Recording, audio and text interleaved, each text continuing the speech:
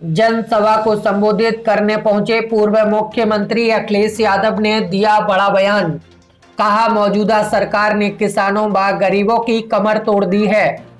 मैनपुरी जनपद की करहल विधानसभा क्षेत्र की ग्राम पंचायत विक्रमपुर व कस्बा ओजा में जनसभा को संबोधित करने पहुंचे पूर्व मुख्यमंत्री अखिलेश यादव ने बड़ा बयान दिया है। उन्होंने कहा है कि मौजूदा सरकार में महंगाई चरम सीमा पर है, गरीब और गरीब होता जा रहा है तथा अमीर और अमीर होता जा रहा है। इस सरकार ने महंगाई इतनी बढ़ा दी है कि जो डीएपी की बोरी पहले 300 में मिलती थी, आज वह 1800 रुपए में मिल रही है। और लखनऊ से चलकर मैनपुरी जब हम आते हैं तो लखनऊ में डीएपी का रेट 1500 रुपए है, लेकिन मैनपुरी आते आते उसका दाम 1800 रुपए हो जाता है।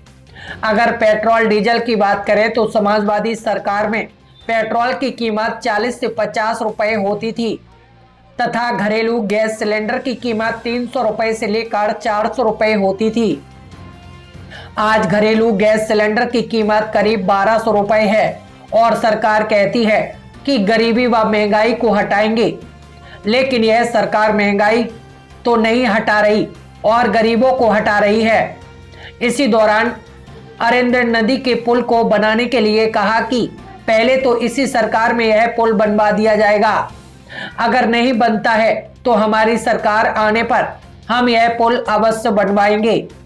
नोटबंदी को लेकर कहा कि सरकार ने नोटबंदी तो की, लेकिन काला धन पहले से ज्यादा आज लोगों के पास इकट्ठा है और जिनके पास इकट्ठा है वह सत्ताधारी लोग हैं। पहले जल्दी में 2000 का नोट छाप दिया और आज 2000 का नोट देखने को नहीं मिलता।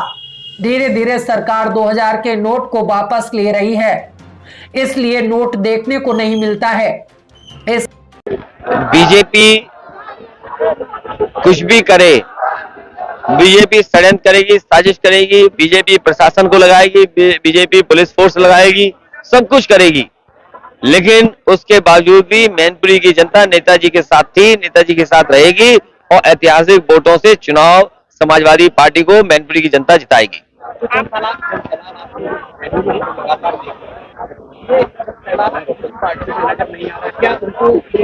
लग रहा है कि हमारी यहाँ पे जो पराजय है इस लोकसभा के लोगों से नेताजी का घर घर का रिश्ता रहा है। कई सुख दुख में, परेशानी में नेताजी इनके बीच पहुंचे हैं। नेताजी का ये जहां कर्म क्षेत्र रहा है वहीं लोगों से सीधे जुड़े रहे, इसलिए नेताजी के प्रति अलग तरह का लगाव है। मैं जहां भी जा रहा हूं वहां नेताजी को याद कर करके हर कार्यकर्ता नेता तैयार है वोट डालने के लिए। ये नेताजी के साथ ही क्षेत्र रहा है और नेताजी ने जो हमें विरासत में समाजवादी आंदोलन दिया है, ये जनता जानती है कि इसी समाजवादी आंदोलन से किसान का, गरीब का भला होगा। इसलिए मैनपुरी की जनता समाजवादी विरासत को आगे बढ़ाने का काम करेगी। जो ब्यूरोक्रेसी या आम को घेर रही है, क्या ये लोग कामयाब होंगे? मैं कह रहा हूं कि ये जनता का चुनाव है। जनता हर वर्ग की समाजवादी पार्टी के साथ और चुनाव चिन्ह साइकिल के साथ खड़ी दिखेगी। समाजवादी पार्टी का घर है, ये गढ़ नहीं है। पहले तो भारतीय जनता पार्टी को अपनी भाषा बदलनी चाहिए। ये समाजवादियों का घर है और जिन लोगों के बीच में हम आ रहे हैं ये हमारे परिवार के लोग हैं, नेताजी के परिवार के लोग हैं। नेताजी से इनका रिश्ता कोई एक दिन का नहीं है। ये भारतीय जनता पार्टी के लोग भावनात्मक चीजें कभी नहीं समझेंगे। ये भारतीय जनता पार्टी के लोग प्रवासी हैं।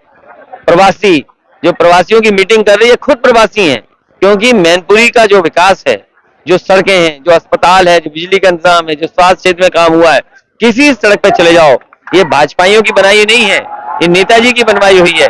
इसलिए भाजपा जानते हैं कि ये उनके लिए भारी इलाका है, इसलिए वो कह रहे हैं कि भारतीय जनता पार्टी को प्रवासी कार्यकर्ता जिताएंगे। अरे प्रवासी कार्यकर्ता जिताएंगे कि मैनपुरी की अपनी जनता जिताएगी। अधिकारियों को हटाना, खासकर यादव चिन्हित करना, मुस्लिम चिन्हित करना, बैकवर्ड्स को चिन्हित करना, जो समाजवादी पार्टी के पक्ष में उनको चिन्हित करना, ये भारतीय जनता पार्टी का, सरकार का चरित्र रहा है और ये पहली बार नहीं कर रहे हैं, ये हमेशा ऐसे ही करते हैं।